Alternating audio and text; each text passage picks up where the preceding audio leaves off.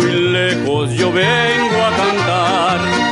Soy del campo y del pueblo querido, soy Argueta y vengo a felicitar a don Jaime Arellano, un amigo.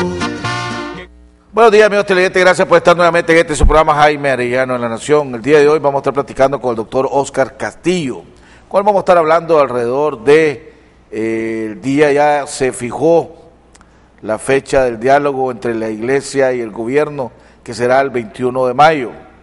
Ayer lo dio a conocer el cardenal Brenes, junto con el presidente de la conferencia episcopal, Monseñor Sándigo. También dieron a conocer y contestaron una de las interrogantes que nosotros habíamos estado dando en este programa, de que no va a haber ningún mediador, no va a haber ninguna personalidad como mediador, pero sí van a participar en este diálogo el nuncio apostólico y va a participar el cardenal Miguel Obando y Bravo como invitado por la conferencia episcopal. Van a tocar las prioridades de la iglesia, va a ser el tema de la familia y el tema de la institucionalidad. El tema de la institucionalidad va a estar a cargo y la situación de los derechos humanos va a estar a cargo de Monseñor Mata. Vamos a hablar de esto y otros temas con nuestro invitado, el doctor Óscar Castillo. ¿Cuál es la situación de la institucionalidad? El día de hoy también a las 11 de la mañana, tengo entendido por lo que recibí en mi correo, el presidente del COSEP, José Adán Aguirre, va a dar una conferencia de prensa, me imagino para dar a conocer los resultados de la gira que acaba de hacer él por Washington, donde se reunió con personalidades del Departamento de Estado y del Congreso, en la que participó el expresidente de AmCham y actual tesorero de todas las cámaras americanas de Latinoamérica, César Zamora, participó el presidente de la Zona Franca, el general Álvaro Baltodano, y participó en esa gira también el ex embajador del gobierno del presidente Ortega en Washington, Arturo Cruz. Hombre, ayer quiero felicitar primero al presidente también de UPANIC, Mike Gili, que ayer habló claro alrededor de lo que está pasando en estos momentos con el tema del frijol. Y hay una preocupación en el gobierno alrededor del tema del alto costo de la vida, a tal punto que hoy el Nuevo Diario anuncia que el gobierno, que es el que controla el precio del combustible, va a reducir o a rebajar hasta $1 por litro en los combustibles este fin de semana. Porque ayer Magili fue bien claro, no tiene por qué haber el precio del frijol, está a las 23 y 24 Córdoba como está ahorita en el mercado. Hubo una producción de 3,5 millones de quintales. El precio de frijol ahorita debería andar alrededor de 12 Córdoba máximo, y está a 23 Córdoba. Y si el gobierno lo compró a 5 Córdoba, ese quintal de frijol, ¿por qué lo va a vender a 16 Córdoba? ¿Y por qué está esperando hasta ahorita? Si ya tenía ese frijol el gobierno, ¿por qué está esperando hasta después de varios meses de que el precio ha subido a tal precio que es casi para la mayoría de los nicaragüenses imposible comprar frijol o compra arroz? Porque lo va a sacar hasta ahorita. ¿Y por qué a 16 Córdoba? Hombre, vamos a tocar este y otros temas también con nuestro invitado, el doctor Óscar Castillo. Vamos a continuar con la cadena de oraciones que comenzamos por mi cuñado Iván Villa, continuamos por mi primo hermano Chichi Fernández, agregamos a esta cadena de oraciones que ya van más de 5,000 personas que se encadenan en estos momentos en la oración, a la hija de nuestra buena amiga Violeta Granera, que está ahorita en cuidados intensivos, y a todas aquellas personas que luchan contra esta terrible enfermedad que es el cáncer. Mensaje: ¿por qué te confundes y te agitas ante los problemas de la vida? Déjame el cuidado de todas tus cosas y todo te irá mejor. Cuando te abandones en mí, todo se resolverá con tranquilidad según mis designios. No te desesperes.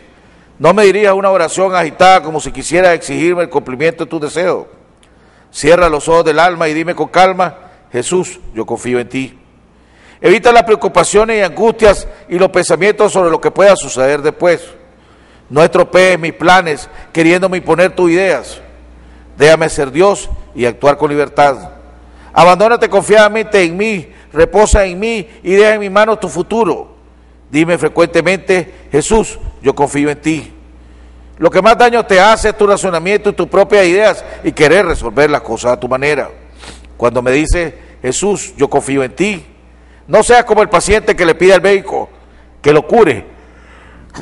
Perdón. Como el paciente que le pide al médico que lo cure, pero le sugiere el modo de hacerlo. Déjate llevar en mis brazos divinos, no tengas miedo, yo te amo. Si crees que las cosas se empeoran o se complican a pesar de tu oración, sigue confiando. Cierra los ojos del alma y confía. Continúa diciéndome a toda hora, Jesús, yo confío en ti. Necesito las manos libres para poder obrar. No me ates con tus preocupaciones inútiles. Satanás quiere eso, agitarte, angustiarte, quitarte la paz. Confía solo en mí todas tus angustias y duerme tranquilamente. Dime siempre, Jesús, yo confío en ti y verás grandes milagros. Te lo prometo por mi amor. Vamos a un cambio y regresamos con nuestro invitado, el doctor Oscar Castillo.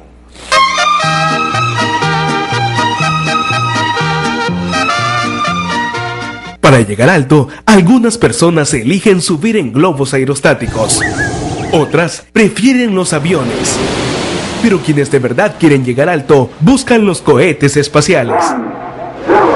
Y suben mucho más. Despega tú también con la cuenta de ahorro Suprema BDF y recibe hasta un 3% de interés anual por tus ahorros. Abrí hoy mismo tu cuenta de ahorro Suprema y llega tan alto como vos querrás. BDF, simplifícate. Aplican restricciones. 3, 2, 1, 0. Pon en marcha el potencial físico y mental de tus hijos con extracto de malta, que estimule el apetito y aporta energía a tus hijos.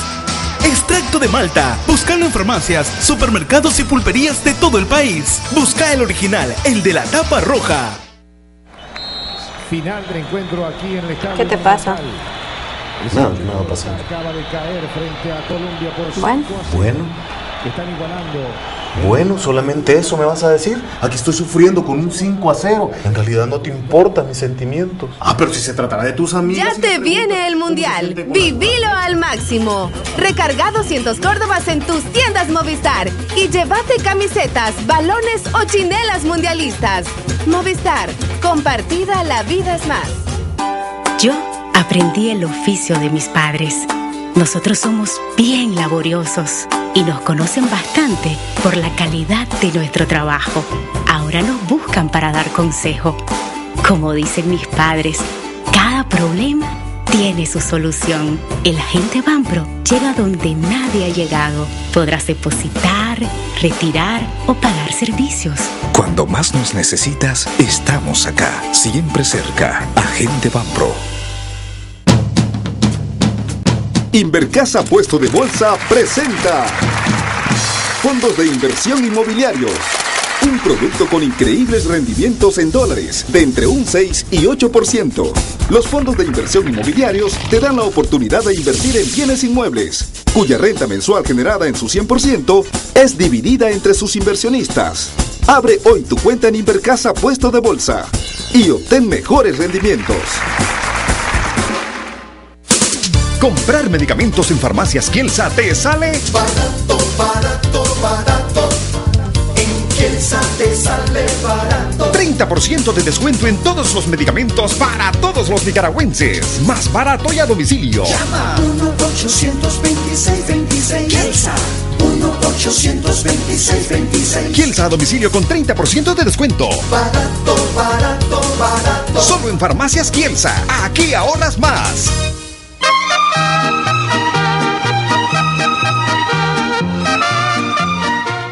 Bueno, amigos televidentes, estamos de regreso en la segunda parte de nuestro programa. Ya está con nosotros nuestro invitado, el doctor Oscar Castillo.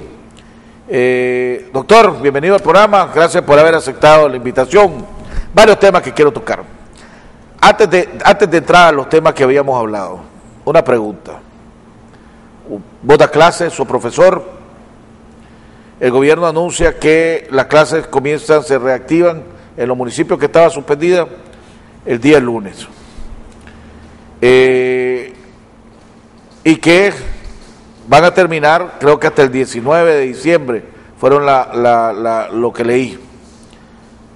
La vez pasada estuve yendo en la corporación a miembros del sindicato de maestros, entonces estaban diciendo que eso no era suficiente, que ya la manera que dar las clases y la estrategia que dar las clases con estos tiempos que había pasado, había que hacer cambios más profundos, en fin, criticando al gobierno. Hay otros que han dicho, no hombre, esto es más que suficiente para hacerlo, y dieron como ejemplo, por ejemplo, me comentaban algo drástico, me dice, como la guerra que teníamos en el 79, que los estudiantes se extendieron, en vez de graduarse en noviembre, se graduaron en marzo del siguiente año, pero se graduaron, me dice. Desde tu punto de vista, como maestro, el tiempo que se perdió por la alerta roja, en las circunstancias, ¿se puede reponer con las estrategias que anunció el gobierno o no se puede reponer?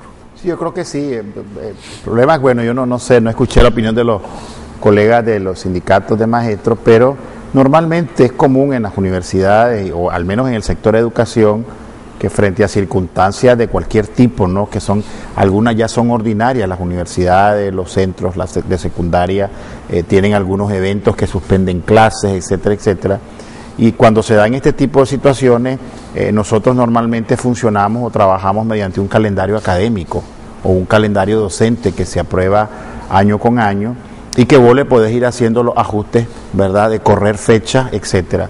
Entonces, lo que el gobierno está haciendo es lo correcto. Pues si se perdieron 10, 15 días de clase, entonces lo que hace es reformar el calendario escolar, en este caso el calendario de educación primaria y secundaria, y si Dios está dando más o menos días, eso va a tener que irse acompañado de una estrategia que ahora los docentes tendrán que aplicar para que aquellos temas de las asignaturas o temas de los módulos, no sé cómo le llamen ahora en educación media y secundaria, puedan ajustarse y cumplir con el 100% del programa o de los desarrollos de los programas. No le veo mayor problema, pues. Yo no le veo mayor problema, okay. Creo que perfectamente, es común eso en la educación. Segundo tema.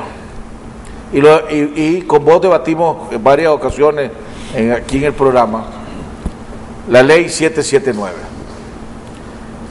Hace 2 días estuvo Nicaragua cualquiera de los acusados, pongámosle, pero tuvo la oportunidad Nicaragua en Ginebra, el Consejo de Derechos Humanos, del Consejo de los Derechos, a ser analizado. 86 países se inscribieron para hacer preguntas a Nicaragua sobre diferentes temas. Uno de los temas que salió y resaltó, que llegó todo mucha beligerancia, fue el tema de la violencia que hay o que se ha aumentado en Nicaragua contra las mujeres. Unos criticaban que la ley 779 y las reformas que se le hicieron incentivaron a que esa violencia se incrementara aquí en Nicaragua.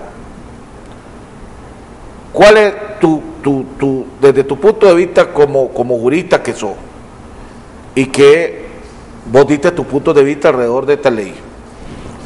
¿Qué ha hecho que se haya incrementado la violencia contra las mujeres? ¿Y es la ley el problema o no es la ley el problema? En primer lugar, no es la ley el problema, la ley vino a resolver un problema y ese es su propósito. Lo que efectivamente hemos venido diciendo aquí constantemente y con vos lo hemos platicado, es que nos estamos centrando, y al menos la política de Estado, que es la que más se está desarrollando, es el tema de la justicia penal en el tema de la ley 779. Es decir, nos ha venido preocupando el echar preso al que mata a la mujer, nos ha venido preocupando el que se establezcan los mecanismos judiciales o de gestión judicial, creando jueces para resolver el problema del femicidio, que es el que más al menos se está visibilizando. No es cierto que la reforma haya sido culpable de esto, es decir, con los consensos que se hayan tomado, sino más bien que esta ley tiene en el artículo 3 de esta ley una serie, no sé, 10, 12 políticas públicas que deben ir aparejadas y que deben ser de manera integral abordadas, e incluso el Estado desembolsar unos dineros para que estas políticas realmente se apliquen. porque no basta con que se eche preso al hombre, que salga en el medio y que se haga todo el show de lo que se quiera hacer o lo que mediáticamente se quiera hacer, sino que también esas políticas deben de realizarse. ¿Qué estamos haciendo para sensibilizar a la sociedad sobre esos temas? ¿Qué estamos haciendo para garantizarle a la víctima una protección? ¿Qué estamos haciendo para que en la educación media, secundaria, superior se informe, se reformen los planes de estudio? ¿Qué estamos haciendo como Estado para crear instituciones de protección a la mujer, de promoción a temas de la mujer, de la familia? El tratamiento de la víctima, porque nos preocupa que el hombre cae preso, pero ¿qué pasa con los hijos de la que muere? ¿Qué pasa con la mujer que sufre violencia? ¿Dónde están los centros para ayudarla y para protegerla? ¿Dónde están los instrumentos, herramientas y fondos para que la policía, mi familia o instituciones vinculadas a estos temas estén desarrollando acciones permanentes para que estas cosas no se den? No es curando el problema que lo vamos a resolver, sino previniéndolo.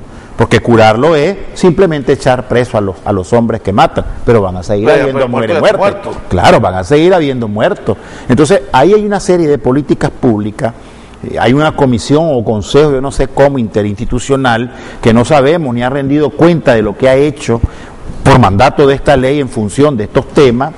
Ahí andan los movimientos de mujeres exigiendo su participación, porque fíjate que una de las políticas públicas que quedaron en esta ley es que el Estado va a incorporar y promover y consultar a todas las asociaciones que están vinculadas al tema de mujeres de la sociedad civil y no han sido incorporadas a estos comités o comisiones o consejos interinstitucionales.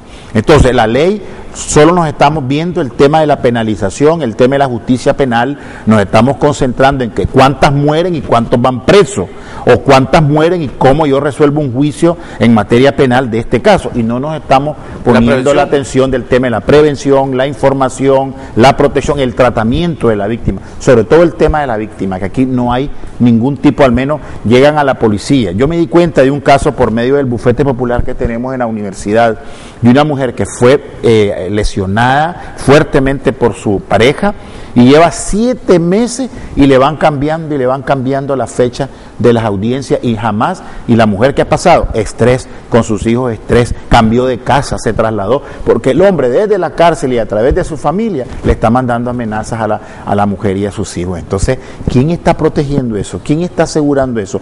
¿Qué está haciendo el juez? ¿Qué papel está jugando la policía? Entonces, esas cosas están ahí en la ley y no se están aplicando. Entonces, pero ahí es por lo que sí es el Poder Judicial. Claro, porque la retardación de justicia. Sí, ¿quién está controlando eso? Ese Consejo Institucional está valorando, está realizando diagnóstico, porque yo no creo que las 30 mujeres que hayan muerto después de que previo se haya hecho una audiencia o un trámite de mediación para decir que la mediación es la culpable. No, hay muertos ahí efectivamente, hay mujeres muertas. Y ese tema me parece a mí el gobierno, el Estado, las instituciones que están ahí, otros, porque entiendo yo que ese Consejo Interinstitucional hasta están compuestos por la Asamblea Nacional, el Poder Judicial, sí, el Estado en su conjunto.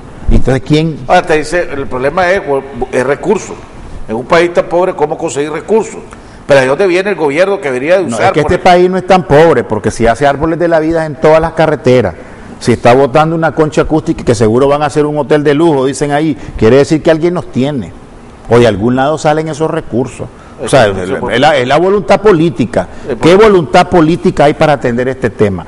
No es con una ley simplemente. La ley lo que recoge son la política pública en sí, pero ahora cómo las vas a ejecutar y las vas a desarrollar. Entonces, ¿qué es lo que va a pasar? Que tenés una ley, al menos de aparente existencia, pero que en la realidad, ya en lo material, no se está aplicando, al menos con los propósitos que fue creada la misma.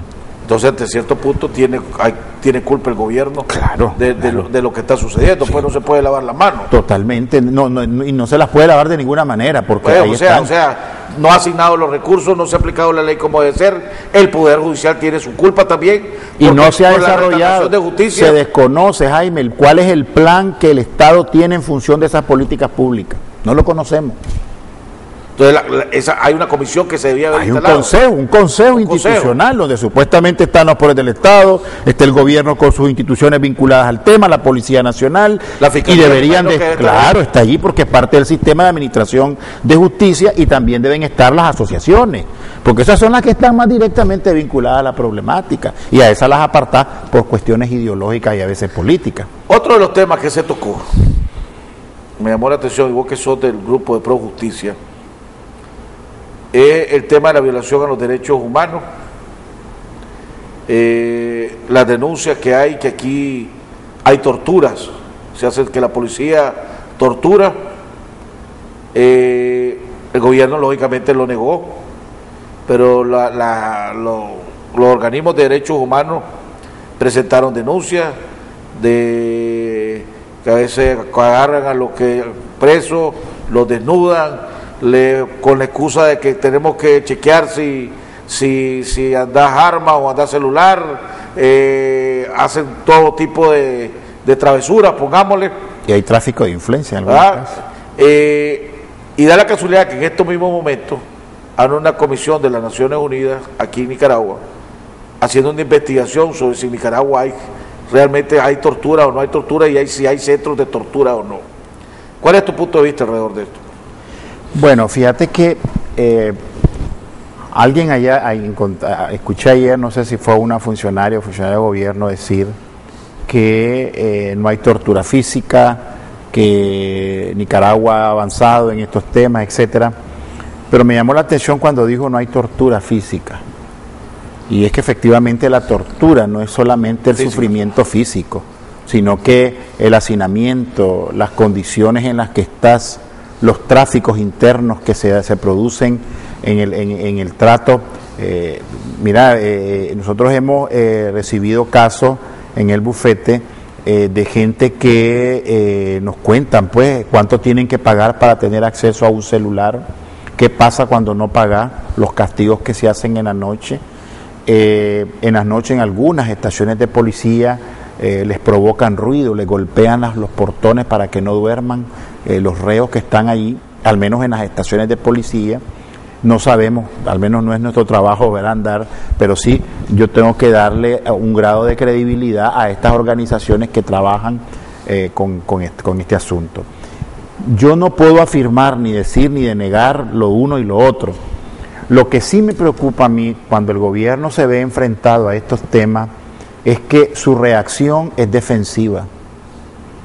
Y cuando se ve una acción defensiva y no propositiva de decir, hombre, si existe, vamos a trabajar, vamos a hacer el esfuerzo, vamos a supervisar, por lo menos vamos a hacer un diagnóstico, vamos a procurar revisar, sale a la defensa diciendo que todo está bien.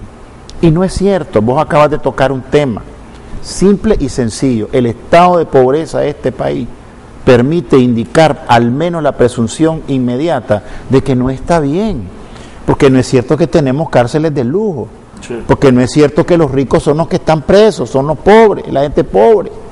Entonces están en condiciones, pero yo estuve en la policía de una estación X y yo me sorprendí de ver cuánta gente en unos cuartitos del tamaño de un aula de clase universitaria, hay hasta 60, 80, 90 personas detenidas. Desde ahí vos ya tomás en cuenta en qué condiciones humanas están estas personas. Y a eso de conducta que no es, a ver, acá yo entiendo y no lo he escuchado, que la Policía Nacional o el Ministerio de Gobernación o el sistema penitenciario tenga como política el provocarles torturas o amenazas o qué sé yo. No es política, yo estoy claro de eso, pero algunas personas o funcionarios están haciendo abuso. Entonces, ¿qué se hace para corregir? Cuando eso no se corrige o cuando no se toma atención a eso, entonces vos tenés que culpar a alguien, y en este caso es al gobierno.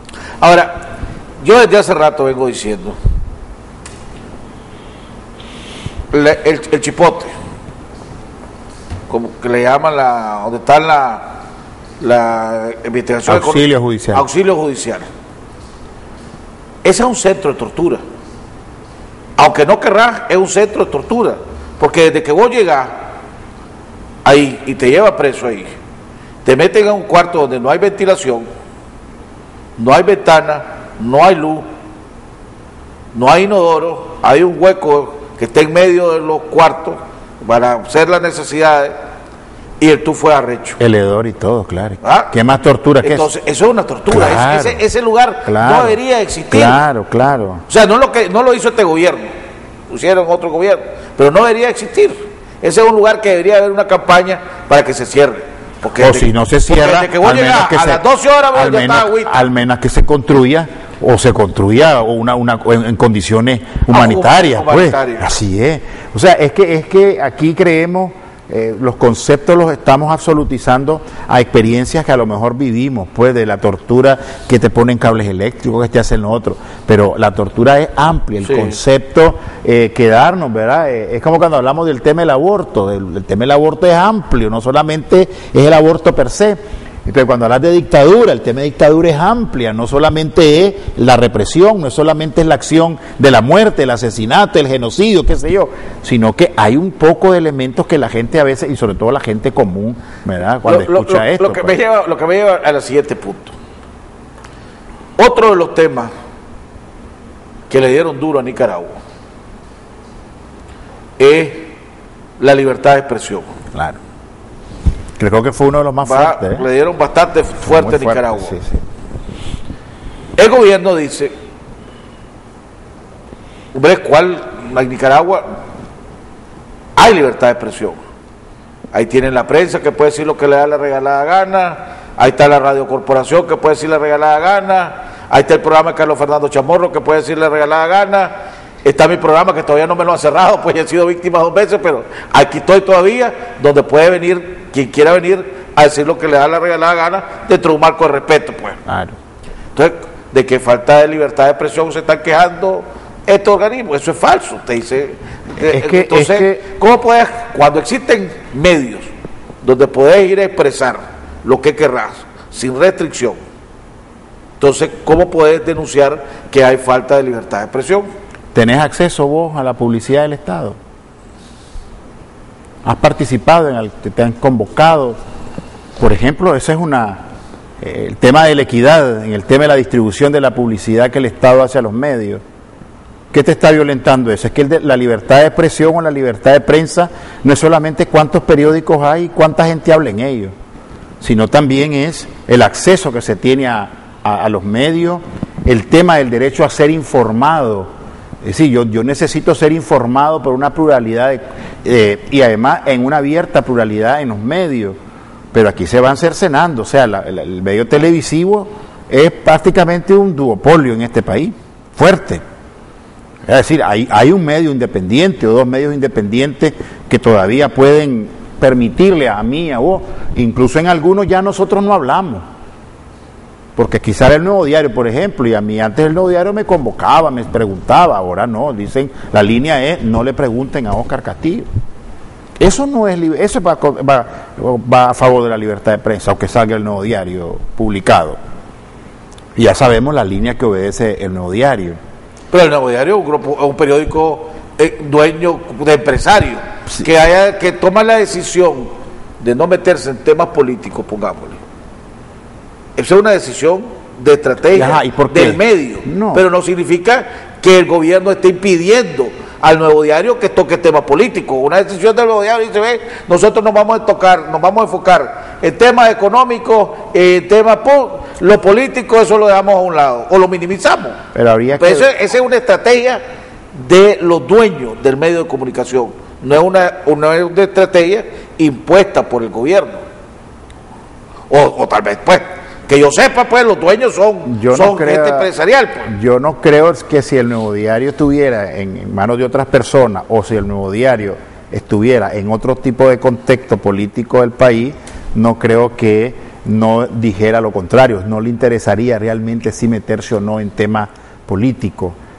Yo lo advertí en una entrevista que me hacía en la prensa Tania Siria, Leonor creo que es la muchacha periodista, que libertad de prensa no es solamente si opinás o no opinás, pues, sino cuánto tenés acceso en términos cuantitativos, el acceso a que la información llegue, el derecho a ser informado por los nicaragüenses, el hecho que no se estén haciendo cadenas nacionales para restringir la información que debe requerir las personas, el hecho de que no se partidarice ni se convierta la publicidad o la propaganda o la información que haga el Estado a favor de una familia o un partido político, yo creo que eso es importante, el hecho que periodistas no tengan acceso a la información, bueno, el secretismo de la información. Ahí yo estoy de acuerdo, cualquier periodista quiere entrevistar a funcionarios del gobierno, es casi imposible. Sí, el secretismo de la información y además...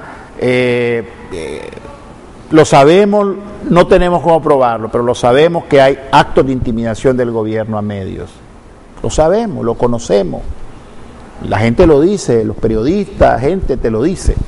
Entonces, cuando vos mirás que un periódico de repente cambia o una radio cambia su línea y no se quiere meter en estos temas, ¿por qué? Porque tiene miedo entonces que no le den la publicidad. Pero déjame hacerte una porque pregunta. Prefiere no alejarse de estos temas políticos. Porque entonces, a veces la oposición se deja llevar por, pues, no sos neutral, pongamos. La corporación, por ejemplo, tiene programas del gobierno, le ha vendido espacio al gobierno. Los domingos creo que hay un programa. ¿Eso es por intimidación? Fíjate que yo no sé ni para qué es, porque es que o sea, o es estrategia empresarial de don Fabio de decir, hombre, yo necesito reales, el que me compre, yo le vendo, porque necesito mantener la radio. Claro.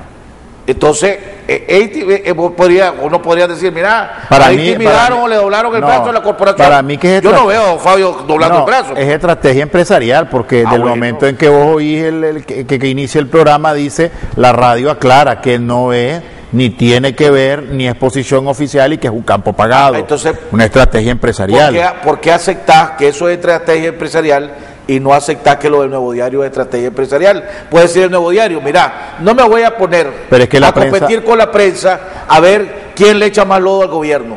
Voy a dejar eso a un lado.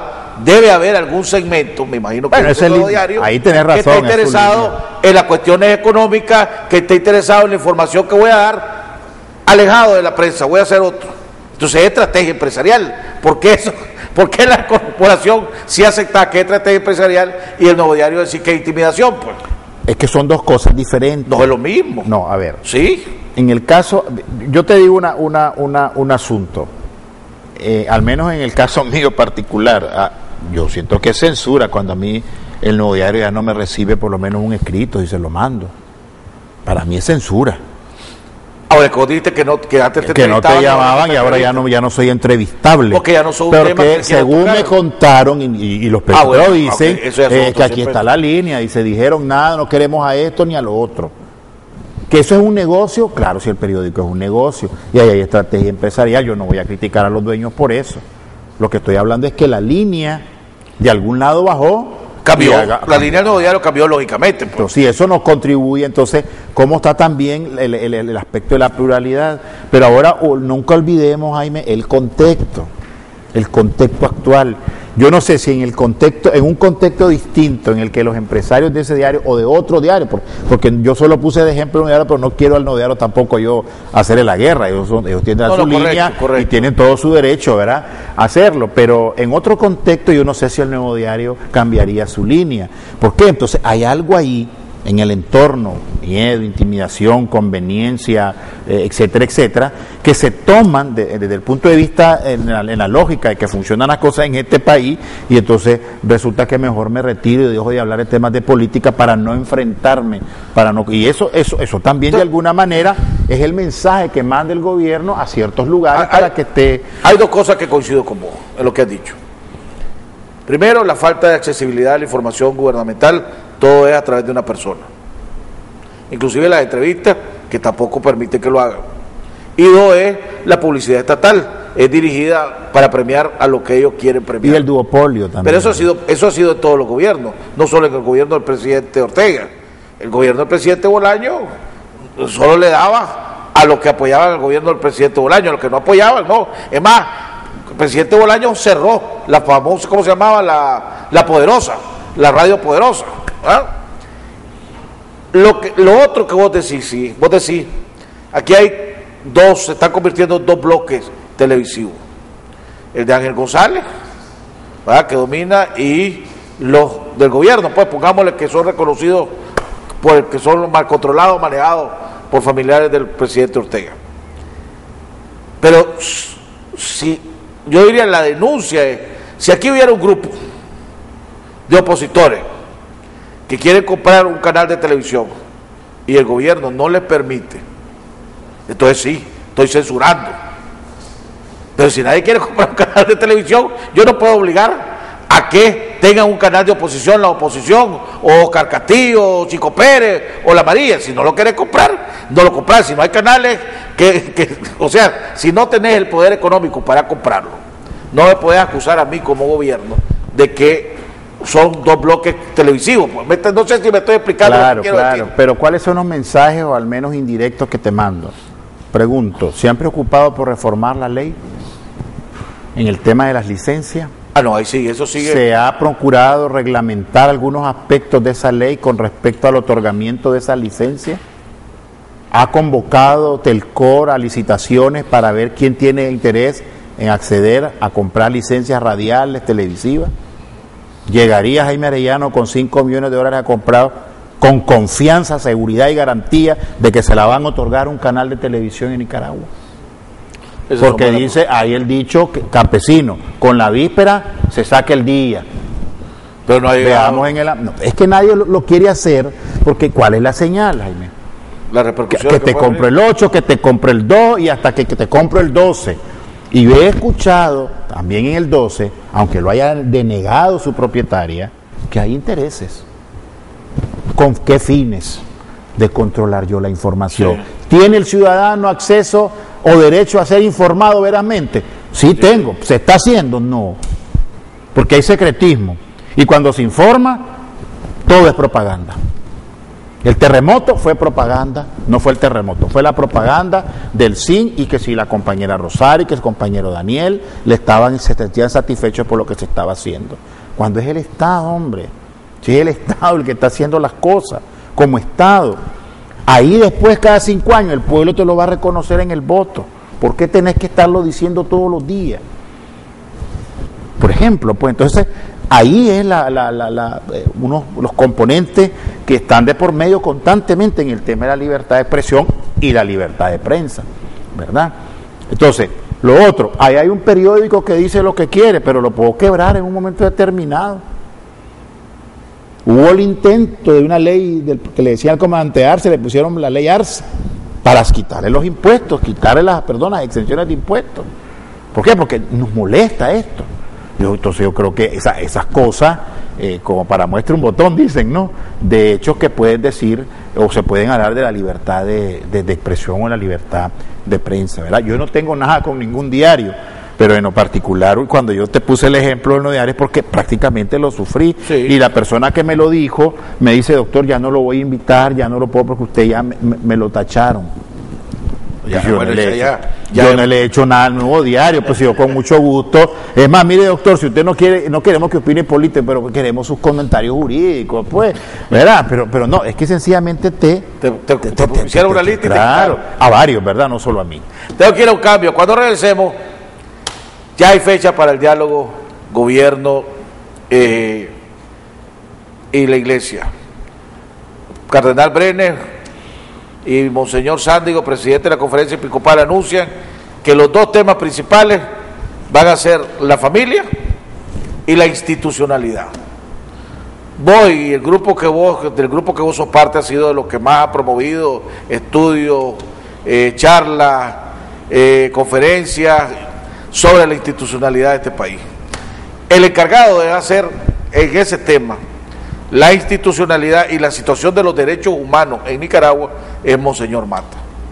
Vamos a ir a un cambio, y cuando regresemos, tus puntos de vista alrededor de lo que pueda suceder en ese diálogo iglesia-gobierno. Vamos a un cambio.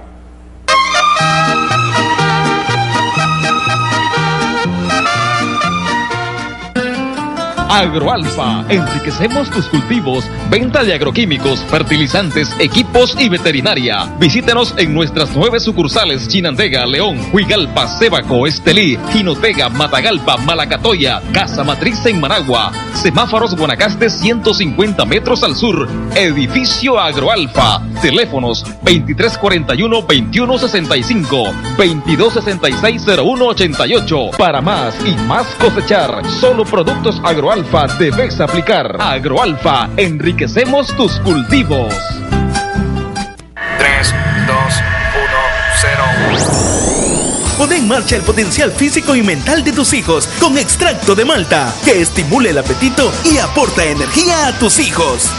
Extracto de malta. Búscalo en farmacias, supermercados y pulperías de todo el país. Busca el original, el de la tapa roja.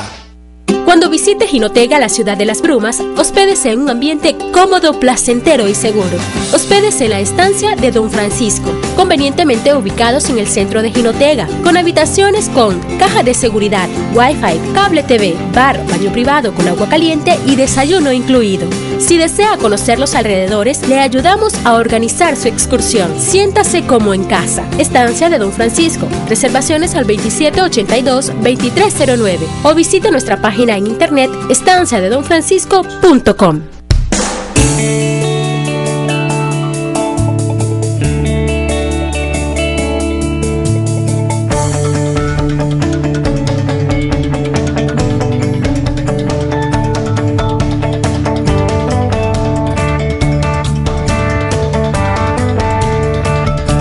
Tus nuevas oficinas están listas en Invercasa Torre 3. Grupo Invercasa, un grupo que construye. Mantente informado todo el día en cualquier lugar.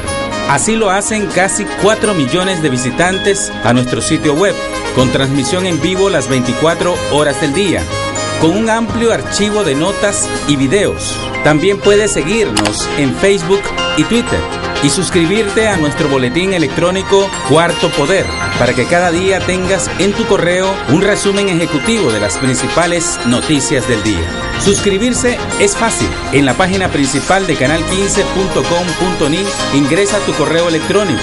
Inmediatamente recibirás una notificación, dale a aceptar y listo. Recuerde, somos 100% noticias, con primicias a toda hora.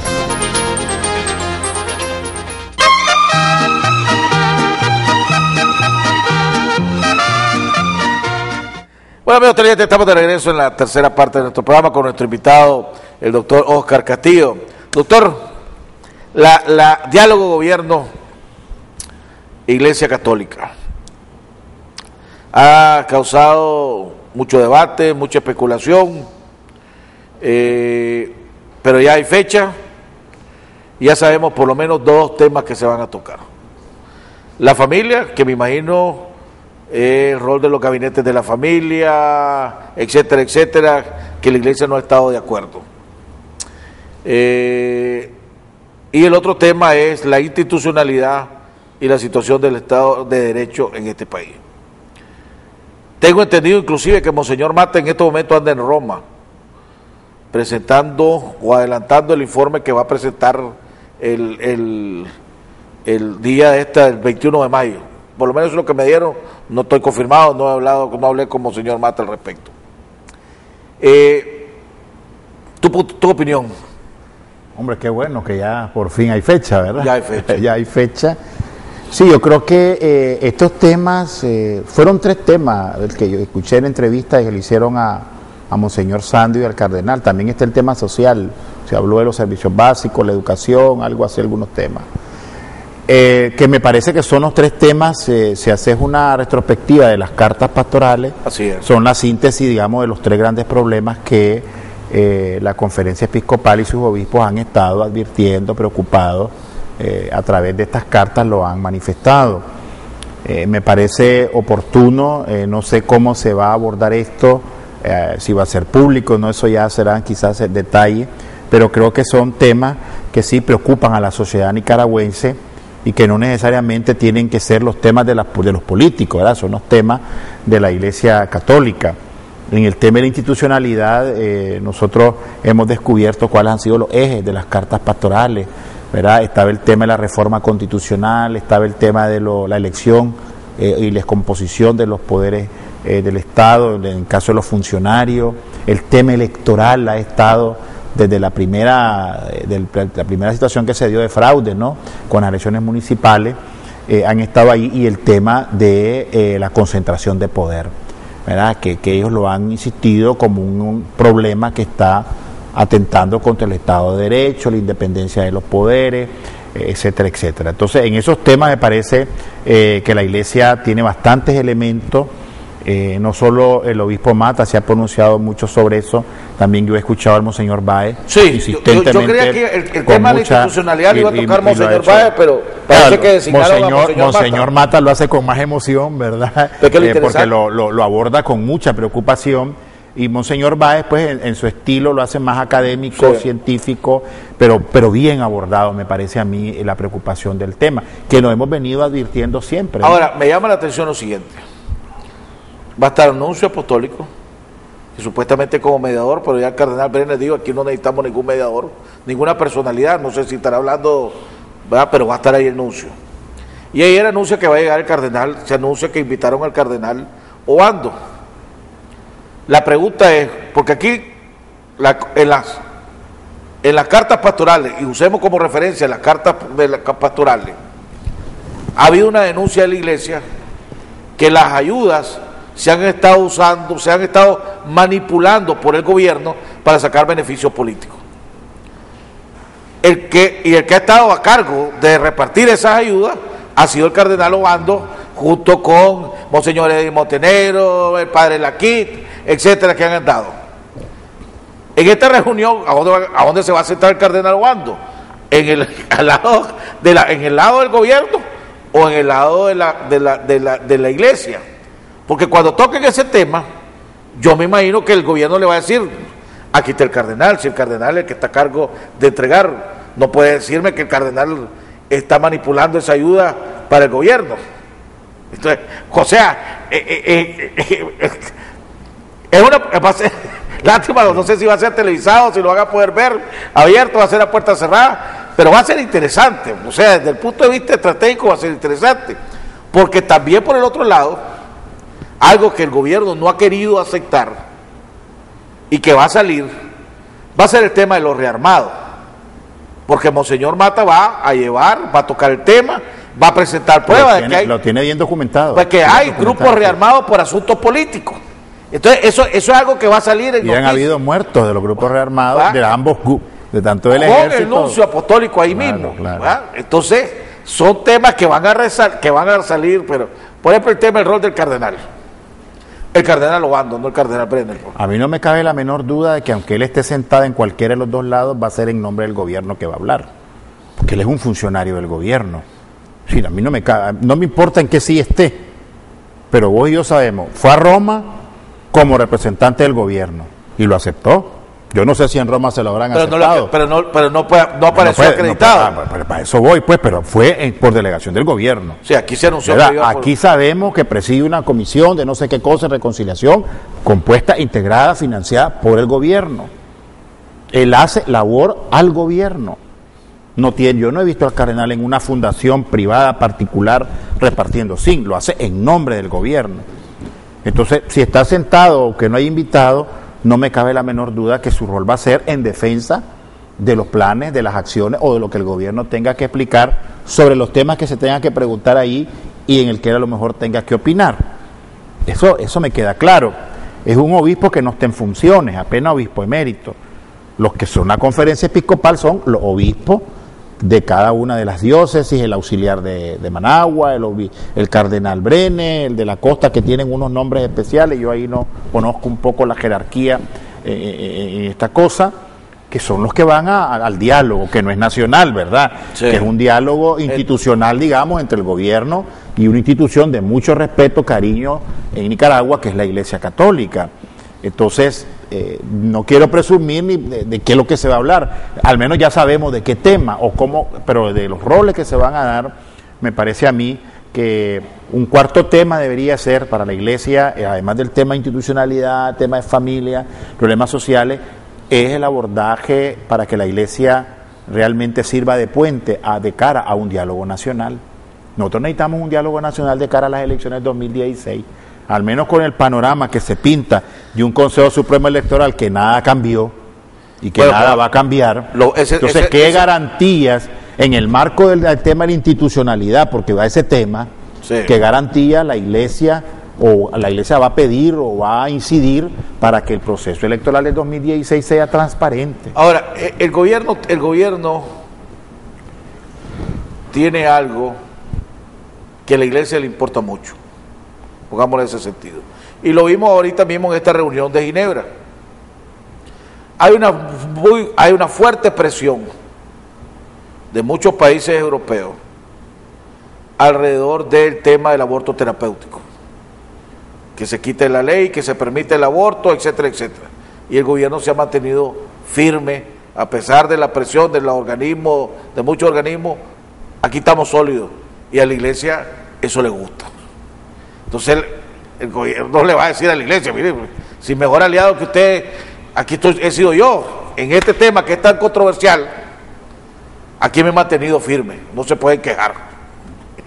Y es verdad, pues. Y espero que no lo use para cobrar favores por eso. Espero que no lo use para cobrar favores de la Iglesia por eso.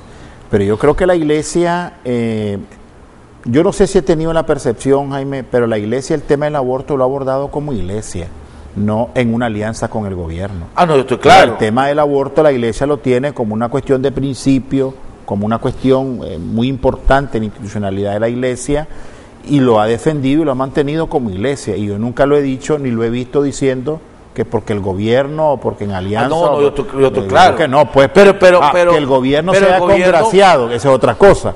Quiera congraciar con la Iglesia, manteniendo esto, cuando según muchos de esos personajes o personeros del gobierno antes estuvieron a favor de eso. Pero el gobierno ha pagado costos políticos por mantener eso a nivel internacional, pues internacional. Hay que reconocerle también, pues, el gobierno que ha pagado sus costos políticos por ese lado.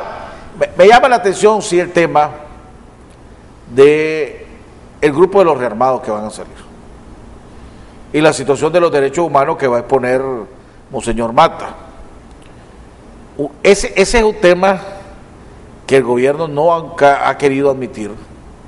No es un tema que le interesa que salga a luz, pero va a salir a luz. No hay manera que lo impida, porque no veo a Monseñor Mata no tocando el tema de los grupos rearmados por asuntos políticos, y ahí es donde va a venir a saltar la liebre lo que acaba de pasar en el Consejo Supremo Electoral, que lo que hicieron fue reconfirmar, usando tu palabra, reconfirmaron a todos los del Consejo Supremo Electoral. Sí, ese tema yo creo que va a estar ahí, además que el obispo Mata no solo se ha preocupado, ha documentado y ha trabajado, creo que a través también de la asociación Derechos Humanos, donde está el doctor Petray, han trabajado muy bien este tema. Nos consta, porque lo hemos visto en los medios, que han habido muertos de unos y de otros bandos, es decir, han habido enfrentamientos, ¿verdad? Solo que el ejército dice que son bandoleros, pues. No creo que no creo que, me parece a mí que el ejército, pues eso es lo que el gobierno ha dicho, pues el ejército y la policía, lo que pasa es que el ejército hay que reconocerle que en su doctrina militar no conviene que porque 3-4, ¿verdad?, ya se entienda, y además por un tema de responsabilidad. Pero así decía la Guardia también con el frente, con el mismo sandinista. Pero de repente andaban 500.000 armados y se hizo la guerra, ¿verdad? Entonces eso puede. Entonces yo creo que el llamado de la Iglesia no es decir, hombre, aquí hay una guerra otra vez, pues, sino, mire, está comenzando esos grupos, eso se puede multiplicar, eso puede tener un efecto. Entonces la advertencia es importante. Mira lo que está pasando en Wilwe ahorita. Sí, yo no he oído decir al Monseñor Mata, mira, aquí vengo a decirle que se está rearmando la gente y que yo los apoyo. No. Está llamando la atención, ejército, gobierno, tomen en cuenta esto, miren qué está pasando ahí, dialoguen con esas personas, los problemas, institucionalidad, pobreza, está atizando esto, resolvámoslo. Hombre, yo creo que ha sido responsable el planteamiento, al menos de la iglesia, o en este caso de Monseñor Mata, alrededor de que el gobierno, el ejército, las Fuerzas Armadas en su conjunto, ejército, policía, de alguna manera atiendan el problema. ¿Pero qué le puede decir, qué puede hacer el gobierno? Decirle a Monseñor Mata o a la iglesia comprometerse que hacer una nueva elección de funcionarios en el Consejo Supremo Electoral, hacer cambios en el Consejo Supremo Electoral. Por lo menos yo creo que lo que está de aquí al 2016 y es necesario ya con lo consumado que ha quedado esto aparentemente, es cambiar una ley, es hacer una ley electoral nueva. Pero fíjate que ¿cuál es? Una ley nueva, que trastoque no solo el tema de los que van a dirigir. No es la ley, el problema no es esta ley, y vuelvo a tener, este debate lo tuve con el presidente del COSEP fuera de cámara, pues en una plática. Pues le decía yo, porque el sector privado parece que ya no va a insistir, o ya hasta ahí llegó en su campaña de que elegir a los funcionarios o un Consejo Supremo Electoral creíble o todo lo demás. Ahora va a decir, bueno, estos son los magistrados, hay que se queden los magistrados, pero van a insistir en una nueva ley. Pero el problema no es la ley, el problema es quién ejecuta la ley, quién interpreta la ley. Vos mismo lo acabas de decir con la ley 779. Esta ley no le facultaba a estos magistrados a destituir y a quitar diputaciones, y lo hicieron. Esta ley obliga a estos magistrados a que partidos como el Partido Conservador, la LN y el APRE y otro montón que no llegaron al 4%, pierdan su personería jurídica y no se la quita, porque por mis armas vos te quedás ahí como partido. Porque son partidos satélites, ¿verdad? El problema no es la ley, el problema es quién ejecuta y quién interpreta esa ley. Entonces, pero cuando hay partidos políticos, y aquí tuve a Eduardo Montealegre la semana pasada, y le pregunto, vos con este Consejo Supremo Electoral, ¿vas a volver a ir a la elección en el 2016 o no vas a volver a ir a la elección de 2016? Me dijo, no sabemos todavía. Entonces, si yo soy Consejo Supremo, yo soy gobierno, y tengo un Consejo Supremo Electoral que me entiendo muy bien con él, y haga lo que haga, a la hora de los procesos electorales, todos los partidos se me ponen en fila, porque lo voy a cambiar. Pero es que, a ver, por otro te decía yo, aparentemente todo ha quedado consumado, pero también puede suceder lo contrario. No, sí, siempre todo puede suceder lo contrario, no sé, eso es como adelantarnos a qué va a pasar o qué va a suceder. Yo te decía, la ley electoral, en la ley electoral yo puedo quitarle una serie de funciones que no sean de rango constitucional al Consejo Supremo, que ahorita es juez y parte absoluto en el proceso, y puedo disminuir, puedo crear otras entidades, puedo cambiar la estructura de esas juntas receptoras de votos. Vuelvo y te repito, recordad que la ley no lo faculta a ellos para quitar diputaciones, y las han quitado. Sí, es que ahora es la Constitución la que se los da. Bueno, ahora la Constitución es que ya legalizó todo. Ya la Constitución dice que usted está obligado a estar en su partido porque usted es del partido que lo eligió, que lo puso en la nómina, ya le diste facultades. Pero volvemos y repito, pues, la ley la aplican cuando le da la regalada gana, porque si es eso, entonces habría que ¿qué pasó con Yatama? Por eso. Ya no deberían ser diputados Brooklyn Rivera ni la otra diputada, porque ya se fueron de la bancada del frente, y ahí sigue. No se fueron a otro partido, es que se fue independiente, entonces, dice. Vuelvo y repito, es quien interpreta la ley. Entonces estamos viendo de que a lo mejor por la vía de la ley electoral se pueden definir, pero también a veces, no solo la ley, Jaime, también puede promoverse, yo te decía, el diálogo nacional, que pudiera ser un eje que la iglesia presionara al gobierno de convocar. En un diálogo nacional vos podés definir nuevas reglas. Si vos hablas, si vos sos la iglesia y vos me decís diálogo nacional, el gobierno te contesta, y esto es algo que he dicho un montón de veces. ¿Cuál diálogo nacional? Un cardenal Brenner, pues pongámosle, o Monseñor Sáenz, o quien lleve la otra. Si yo vivo en un diálogo permanente, yo tengo una comisión permanente con el sector privado, y lo estamos entendiendo muy bien. Tengo una comisión permanente con los partidos políticos, que es la asamblea, donde toca. Ahí está mi jefe de bancada, Edwin Castro, que se reúne con todos los partidos políticos y define la política. Ahora me estoy reuniendo con ustedes, con la iglesia. ¿Qué diálogo nacional? O sea, yo vivo en un diálogo nacional permanente, te va a decir el gobierno. ¿Cómo le contradecís eso? Así lo decían en el 90, en el 89. No, por eso, pero ahorita ¿cómo le contradecís? En el 89 se decía que con alianzas con los empresarios y todo, y llegaron a un diálogo nacional y reformaron la Constitución y reformaron la ley electoral para dar garantías a las elecciones del 90. Pero porque había una guerra, aquí no hay una guerra. Sí, pero es que ahí voy. Aparentemente no hay una guerra, pero hay problemas. Si vos vas a dialogar con la iglesia, estos 4 temas, ¿qué más querés? Institucionalidad, pobreza, rearmado, no son problemas eso. Ha tenido acceso las fuerzas políticas, por muy débiles que han sido la oposición, acceso a poder en el balance, en el equilibrio y en la equidad, hacer cambiar al frente sus posiciones en asamblea. No lo han podido. No. Porque yo soy 63, ¿y qué si querés? Y eso no te da la idea de que aquí hay una concentración de poder. ¿Y acaso la concentración de poder no puede ser un tema de diálogo? No puede ser un tema de diálogo revisar esas reformas constitucionales. No puede ser un tema de diálogo que nos pongamos de acuerdo en las reglas electorales del 2016 para devolverle a este país confianza, transparencia, y si con esas reglas vos ganás, la oposición, trabajemos juntos. O sea, son cosas que me parece a mí, sí se pueden abordar en un diálogo nacional, porque no es cierto que las cosas están bien así, pues. O sea, no necesitamos una guerra para poder llegar a diálogo nacional. Yo me entiendo con empresa privada, pero yo no creo que la empresa privada sea tan irresponsable de no reconocer, al menos yo he escuchado a su dirigencia, que hay problemas sociales, que hay problemas políticos también. La empresa privada también tuvo su punto de vista en el tema de las reformas constitucionales. La iglesia privada tuvo su punto de vista también en el tema de la elección.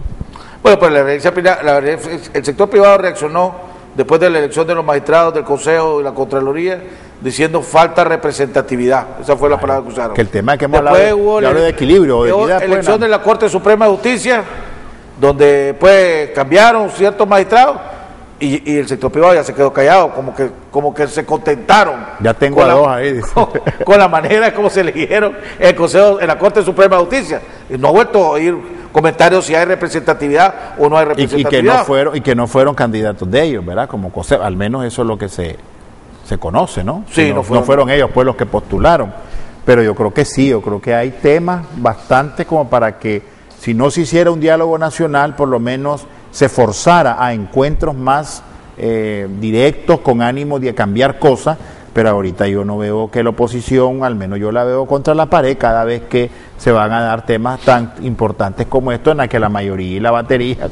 Sí, es que mientras no desarrolle la oposición la capacidad de movilización en las calles. Y una estrategia que no la veo yo por ningún lado. No va a tener Lo veo muy reactivo, muy táctico, muy a lo que va saliendo, y no veo una acción ordenada que conduzca a eso que vos decías, a la movilización, a la opinión.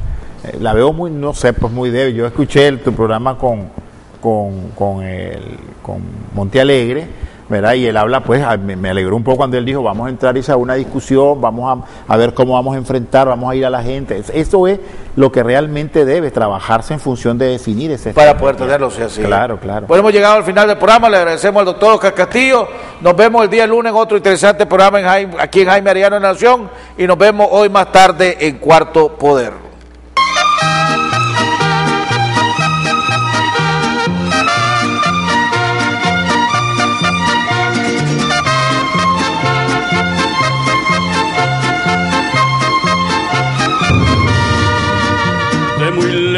Yo vengo a cantar, soy del campo y del pueblo querido, soy Argueta y vengo a felicitar a don Jaime Arellano, un amigo.